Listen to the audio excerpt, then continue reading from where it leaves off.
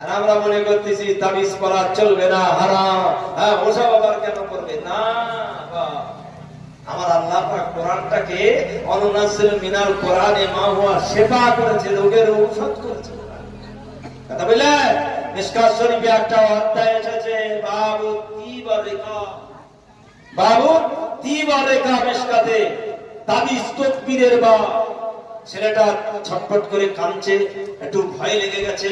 যাও এটাকে দোয়াটা পড়ো, আউযু বিকালিমাতিল্লাহিত তাম্মা মিন কুল্লি শাইতানিন ওয়া হাম্মা ওয়া আইনিল আম্মা তাহসানতু বিহাসান বিহাক্কি লা ইলাহা ইল্লাল্লাহ হাওলা ওয়ালা কুওয়াতা ইল্লা বিল্লাহ।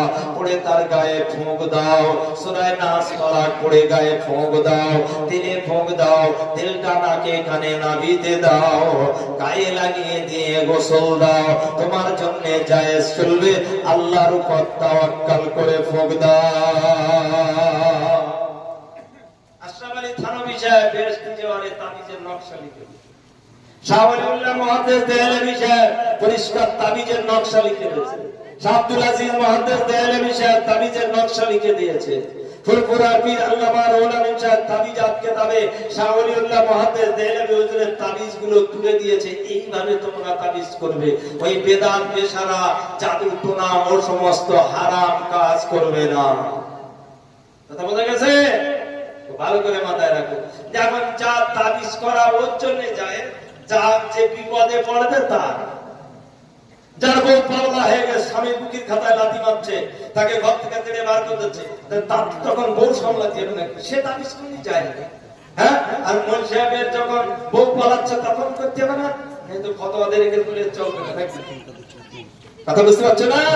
হ্যাঁ, আল্লাহর কালামে বরকত আছে, আল্লাহর কালামে রহমত আছে, আল্লাহর কালামে আল্লাহর রেজা আছে। জোরে বলুন সুবহান।